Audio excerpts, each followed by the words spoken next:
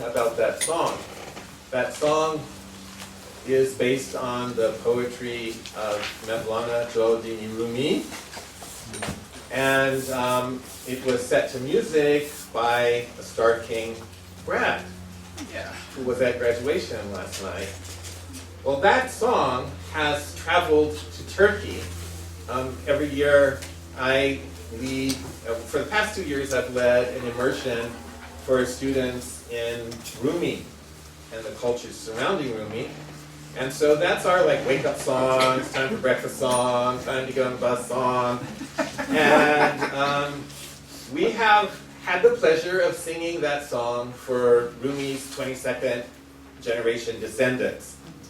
And so when we went back this year and we started singing it, Rumi's 22nd generation granddaughter turned to all of her cousins who were assembled there to receive the Starr King students, and she said, that's a song from Mevlana, and that's how they sing it at their school, because they love Mevlana. So that story says something about Starr King being in multiple places, multiple locations, multiple modes, multiple ways of learning, multiple ways of being, multi-religious. So before I say anything more, I really want to ask permission of our First Nations ancestors and the First Nations people to be here, to be gathered on the grounds of the Mwehma Ohlone, the Pomo, the Yokut, the Niwak, to gather under their skies, to be near their waters, giving thanks for their lives and permission from them to open the way to be here, and permission from all of that incredible group that are the ancestors of all of us personally and ancestors of choice that bring us to this place today. I have to say a really special word of thanks to both Garrick and Justin for helping make today a reality. I'm going to get all verklempt and start crying, because part of being multi-locational and multimodal and multimedia depends on making everybody able to feel that they are there, that they are present, that they are included. And we've done work in many levels and forms of inclusion, and this is the area in which we are placing a lot of emphasis now, so that everybody can be present, and that really has happened thanks to the work that Garrick and Justin have done to make this possible in this way. So I want to thank them really from the depths of my heart. I want to thank the students and the staff, but particularly I want to thank today all the members of the teaching body gathered here. This is such an incredible moment for me. I'm the co-chair of the curriculum committee, so I saw all the applications that came through. And to be able to associate the names and the course descriptions with the vibrational energy of the people, to be all in the room together, creating a Starr King that looks very different from the Starr King to which I came as a teacher 16 years ago. So I'm really grateful for everybody who is here.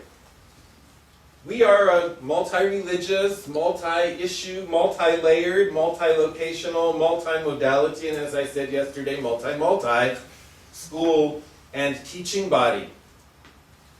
We offer 3 degree programs. We have the Master of Arts for Religious Leadership in Social Change, the program which is directed by Reverend Professor Dr. Gabriella Lettini, and if you have any questions about this really important and vital program in the life of our school, I direct you to talk to Gabriella about that. We also have the Master of Divinity program, which prepares people not just for Unitarian Universalist religious leadership, but does prepare for Unitarian Universalist religious leadership, as well as other forms of religious leadership as well. We also participate in the Common Master of Arts degree for the Graduate Theological Union. Again, some of us who are here on the core faculty provide supervision for students who are in that degree program. And we also have a new category in our life, because for the first time in the last few years, we've started to have GTU PhD students who choose to be affiliated with Starr King. And they are a very vital and important part of our life, because they also show people like, oh wow, you look like me, that means maybe I can do that too. So this is a really important piece of our life. We also have 2 new certificate programs, as well as the certificate in Women's Studies, the certificate in Africana Studies, which is offered by the Graduate Theological Union, the new certificate in Islamic Studies, which is offered by the Center for Islamic Studies, the certificate in Jewish Studies, which is offered by the Center for Jewish Studies. But this is the official unveiling, or the first of a series of unveilings of 2 new certificate programs that we have developed that are Starr King certificate programs, and that's the certificate in Unitarian Universalist Studies and the certificate in Multi-Religious Studies. These are open both to Starr King students who want to have an emphasis in their work, as well as to people in the community, Unitarian Universalists and other seminaries and other schools who choose to have this kind of emphasis. So there are exciting things happening. And in the spirit of exciting things happening, I want to lift up that today something very historic is happening in the Bay Area, in San Francisco. This evening, the first openly transgender rabbi is going to be ordained in Congregation Shahar Zahav, Ruvain Zellman. And that news I learned on Facebook from a former Starr King student, Nohak Dezmura. So we hold that moment in our hearts. I want to talk a little bit about why we're here. Why we are here is for everybody in the teaching body to meet each other, to share, to reflect together. As several people have said, we don't often have the opportunity to do this. And this is a new way of doing, because we used to have something called the Eco Dinners for the adjunct faculty, and then again in August we had this big kind of summit thing. So what we're trying to do this year is streamline everything, thanks to the technology that is available to us, and to combine these conversations. Well, one of the things that has been very important in our self-identifying is that we call ourselves a school that does counter-oppressive, multi-religious, theological education in a way that is student-centered and multi-locational. I'm not going to give a big discursus on that. I actually have something that's going to, I hope, spin that in a little different way a little later on. But when I came to the school in 1995, one of the questions that kept coming up for some of us was, how do we do theological education in a way that takes into account the multiple intersecting realities of the world in which we live? What are the ways in which the religious and theological academy also participates in those things that oppress and suffocate and marginalize people? What are the ways in which the religious and theological academies have profited from those things? How have we not engaged in the work of decolonizing because we were busily getting benefit from colonizing? Well, you can imagine those are not, the things that win you a lot of friends in theological and academic circles when you raise those questions. But we stuck with it. We stuck with it because we felt there was no other way for us to do theological education. That to think of it any other way was to do less than that to which we were called, not just, but also by Unitarian Universalist educational principles and the religious heritage, but also by all of the various streams that have made Starr King. Well, as we were doing that work, and that was not easy work. You know, there is a song that says, "We have come this far, treading our way through the blood of the slaughter." Well, I mean, there was no blood of slaughter, but it was very difficult, very engaging work, real struggle to come to where we are today. That's why I invite you to give thanks to ancestors that you don't even know who opened the way for us all to be gathered here and working in this way. So part of this became what we now call ECO, Educating to Counter Oppressions. And I remember someone sitting right here in this room in an all-school meeting said, "That sounds too negative, educating to counter oppressions." And some of us were like, okay, well, let's add something to that. And I said, well, how about creating just and sustainable communities? So that flew, that's how the name got even longer. Because we see that educating to counter oppressions is really about creating space for fullness of life for people, so that we can all show up with all of who we are. But part of that work we realize is not just work that happens outside, that's work that happens within each and every one of us. And that's why our work with students as they develop their course of study, is very much sort of in the heart of the alchemy that is Starr King. We don't understand student-centered as meaning a sort of an invitation for narcissism. What that means is that the student takes an active part in creating their course of study and connecting dots for themselves in the courses that they put together, in the educational practices in which they engage. Now, that means that some people will take a class with Gabriella in Rome.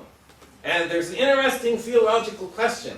Some people say, like, well, but that's Starr King in Rome. But Starr King in Rome is Starr King in Rome, and is Starr King. Because it's a very, I know from Turkey, and Gabriella knows from doing the Rome immersion, you know, when you see people in their pajamas and have breakfast with them every day for 2 weeks, that's a very different way of doing theology and being in community. So that's one experience. Or the experience of being with the faithful fools in the Tenderloin. That is also theological education happening that way. Or the intensives that we have, whether that be in January or whether that be in August. And the fact that we have really opened up the online offering so that people not even living in the United States can take Starr King classes. People with disabilities that would make it impossible for them to come to Berkeley are able to take courses, participate fully. People who are working, people who have families can do all of that. And sometimes when we're having the class discussion on the phone, you can hear children in the background or animals or what have you. And that really shows that this is really a part of something real and lived in the heart of the world in which we are engaged. In the history of our work, we also came to the place of being asked to provide leadership in the Graduate Theological Union for the study of Islam in 2001. And because at that time, I was the only Muslim professor on faculty in the Graduate Theological Union, I got picked to do that work. And it was a very intense 6-7 years of work with people going like, well, you know, what does this have to do with anything? That's led to the Center for Islamic Studies that we have now, where Som, who's also teaching here, is the executive assistant there in the center. But that led to, again, like, you know, deep work in Starr King. Oh, is this some new thing now? Like, you know, eco, been there, done that, now Islam, okay, been there, done that, now. And that led us to really look at, for example, how we can't study that core of religions that I call the Hagar and Sarah religions, as opposed to the Abrahamic traditions. Because there's something exciting about dealing with religious traditions that descend from a brown, single-parent, homeless mother wandering around in the desert, Hagar. And, but we said, you can't study those traditions separately. And so we had this dream that students would study sacred texts together. That Jewish, Christian, Muslim, and Unitarian Universalist students would study together. They'd learn all those texts together. They'd learn prayers together. They would go through their 3 years. Well, first it was supposed to be for the whole GTU. That was dreaming really big. And then we brought it on home to Starr King. Again, that was met with tremendous resistance. Tremendous resistance. And what it, again, obliged us to do was to show how, the struggle for women's lives and for women's bodies is connected to the struggle against Islamophobia, masked in burqa bans and saying that a woman with a headscarf is going to blow up a plane because she's wearing a headscarf. That was all connected and forcing us to have those conversations. And even beyond that, then to say, well, maybe those, Hagar, Sarah religions are actually really connected to earth-based religious traditions. Maybe there's not this incredible wall of difference. And not falling to the other side saying like, oh, we're all the same, we don't have to talk about any difference, but looking into the heart of the differences to see also where artificial walls have been constructed. Because if you're, wandering around the desert, circumambulating a building in the desert, and water is very central, there's something very earth-based about that, no matter what you want to call it. Or if you're climbing up on a mountain at 4:15 in the morning to receive the gift of the sacred text from the Holy One and blowing a ram's horn and burning a fire, that's kind of, where I come from, that's also very earth-based too. So that has led to looking at deeper and deeper connections, to understanding, for example, that, when we look at what have been considered in India, just completely opposed religious traditions, Hinduism and Islam, or Sikhism and Islam, that in fact, those as distinct identities didn't really exist until the British colonial census. So that means you can't study those religions without understanding what the power of colonialism is and breaking that down. In much the same way, and I want to share a little story about the power of grassroots communities for scholarship. And I was perplexed, I was bewildered. I promote being perplexed and bewildered as important ways of learning. But here's one of the ways that I was perplexed. I was, in the 1980s, I think, I was studying Bosnian tombstones. And I developed a real interest in the history of how parts of Bosnia became Muslim. And there was a very standard theory on the origin of Bosniak Islam, that people belonged to one group and then kind of almost one day everybody became Muslim. And that was like, the dudes from Oxford, at Oxford University Press were writing the book, so you don't really question it, right? Don't make you question it, but that's what's printed and out there. So in November of 2002, I went to the American Academy of Religion in Toronto, Canada, and I went to a panel of women scholars discussing violence and religion.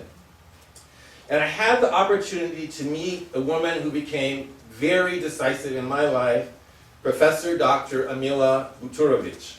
And I heard her speak on the situation of the Bosnian Muslim community. Her own sister, Aida, had died when she went back into the National Library in Sarajevo to save precious manuscripts, and she was caught in a bomb explosion. Their father was shot down in front of his own house by an army sniper. So when I went up to talk to her after her presentation, she shared with me this interest in Bosniak Islam. And she suggested, since we were at the American Academy of Religion and they're selling books, she said, go buy my new book. My new book looks at the intersection of history, symbol, territory, and nation through a multidisciplinary examination of issues of individual and group identities, using art, the text of the tombstones, as text. So I went right into the book place, bought the book, and started reading it because I was going to give a paper here in January of 2003 on Bosnian Islam and dissenting identities. The more I read the book, the more I began to realize I could not do my paper the way I had planned to do it. That the theory that had been exposed and held, she just turned it completely upside down, and it was one of those moments of reading of like, oh yeah. She was talking about complexities and mixities and people's religious identities being fluid and mixed and going back and forth, and families being like one generation Eastern Catholic, the next generation Muslim, and they're like, okay, let's try being Greek Orthodox, and then some of them being Jewish, and back and forth and all together, and celebrating holy days together, and I had to rewrite my paper. And in the process of rewriting the paper, I thought, you know what, I must not be the only person in the world to whom this has happened. This must happen to other people, except they must have decided I'm not going to rewrite the paper. I have the information, but I'm not going to rewrite the paper.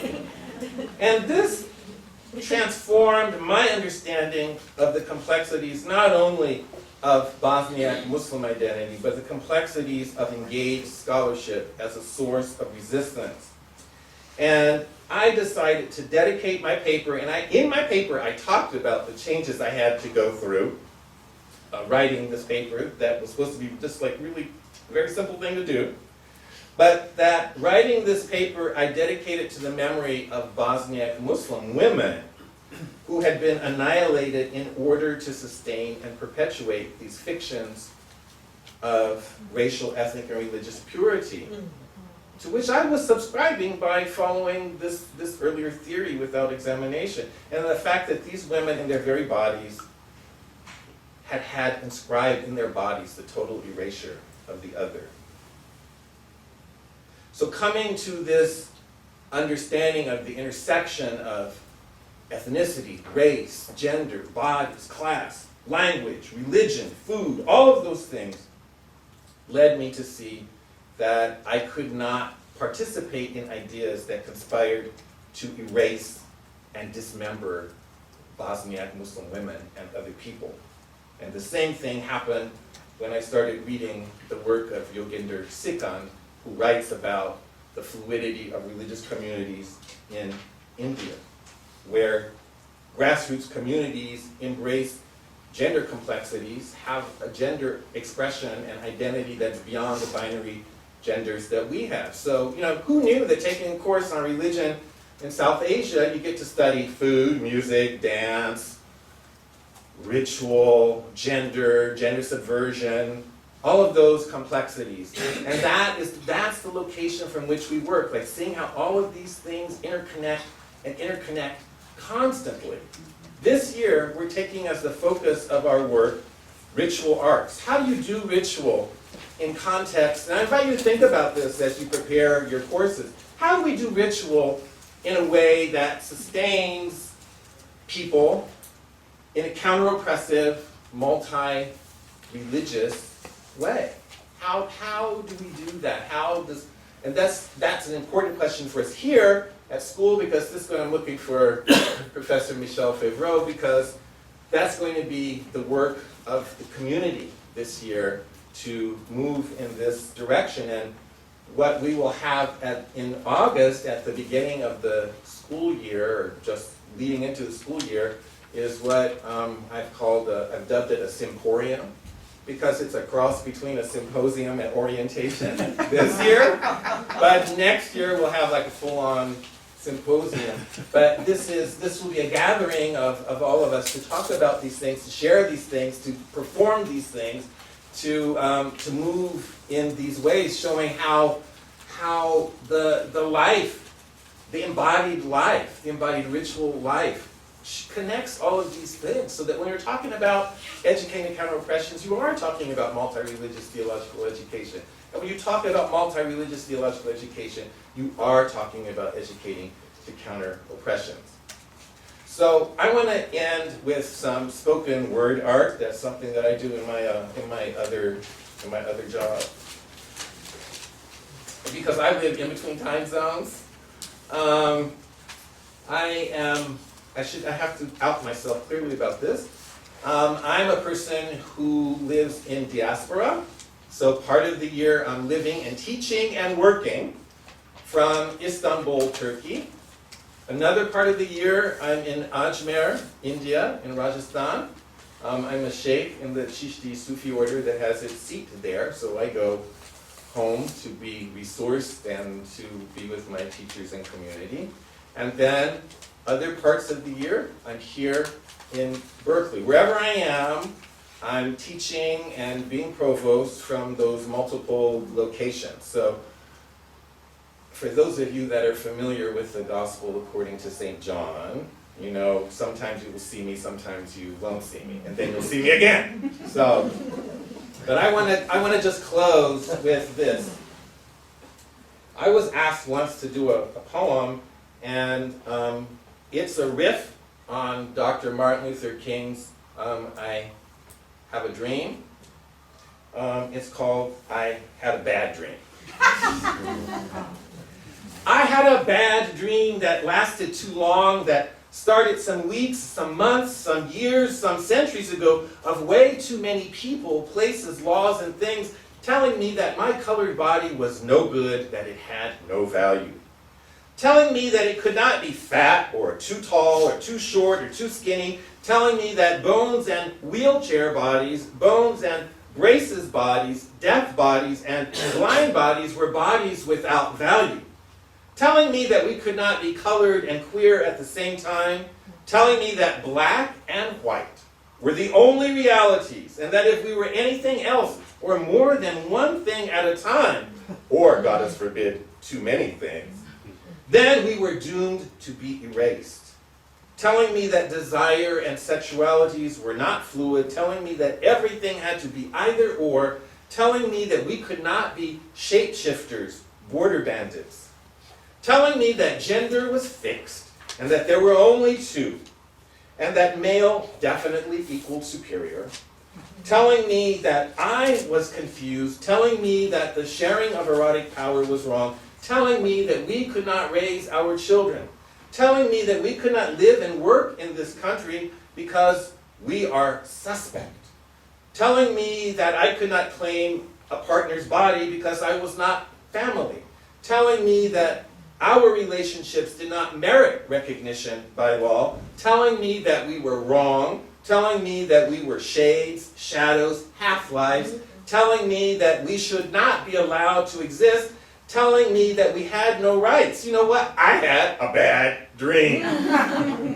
I had a bad dream that if we escaped the razor blades and pills of our mind, we would only encounter bigger, more brutal tortures, more constant threats of violence, of annihilation, of massacre. I had a bad dream. I had a bad dream that they would still say that there is no such thing as persecution in Gold Mountain. I had a bad dream. I had a bad dream that we would still say that we didn't care about what happened to other people as long as we got ours. I had a dream that we would say there's no such things as queer people who need public assistance. There are no queer people in prison. Affirmative action is not our issue. Oh, those nasty old isms are all just things of the past now. Why don't we just get on with life? And after all, the playing ground is already level. Why don't they just stop dividing us with all of their talk of diversity and inclusion? We're all equal here on Turtle Island. We're all free and happy. After all, we don't have any political prisoners or prisoners of war here in the United States. Why don't they stop whining?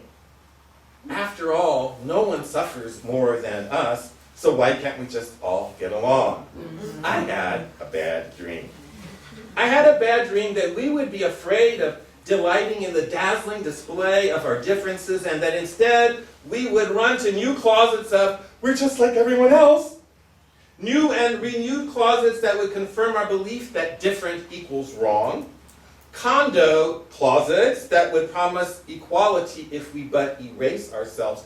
Duplex closets that would close in on us and suffocate us. I had a bad dream. I had a bad dream that we would begin to believe, as we had been taught, that spirit and body did not belong together, that body was bad and colored, full of desire, needing to be policed, dominated, and controlled. Just like we had been taught that women and earth had to be controlled. I had a bad dream that we would forget that we were the dreamers of the dream, the tellers of the tale, the keepers of the rhythm, the tribes of the moon, the people of the rainbow, a sacred people. I had a bad dream.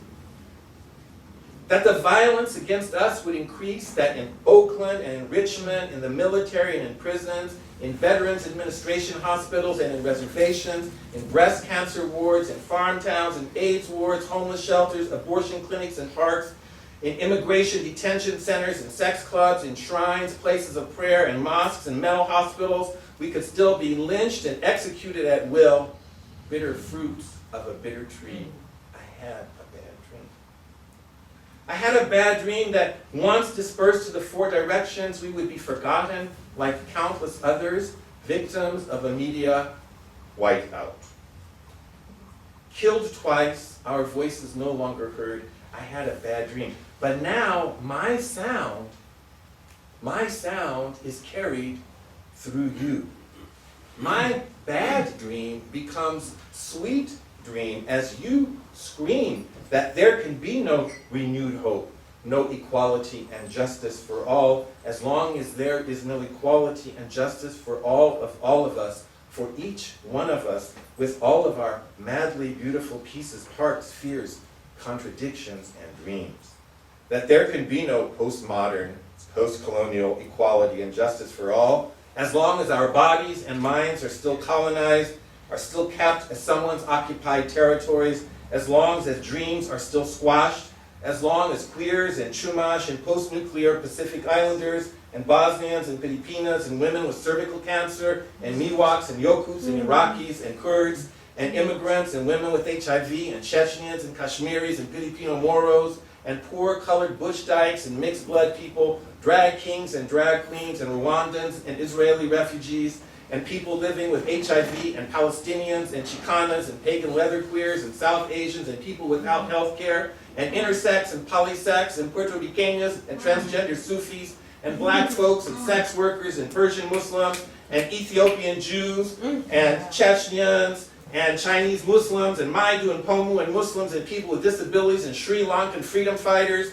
and prisoners and Asian teenagers, Kashmiri, homeless people and Arabs and who knows how many others of all sizes, shapes, colors, and combinations of all of the above and then some continue to be made erased, to be suffocated, to be killed. You are my sweet dream. Through you, I live on from generation to generation, from everlasting to everlasting, and fiercely, proudly, tenderly, queerly, I come home to run, to fly, to float, to shout, to say, no more nightmares. Fulfill my sweet dream.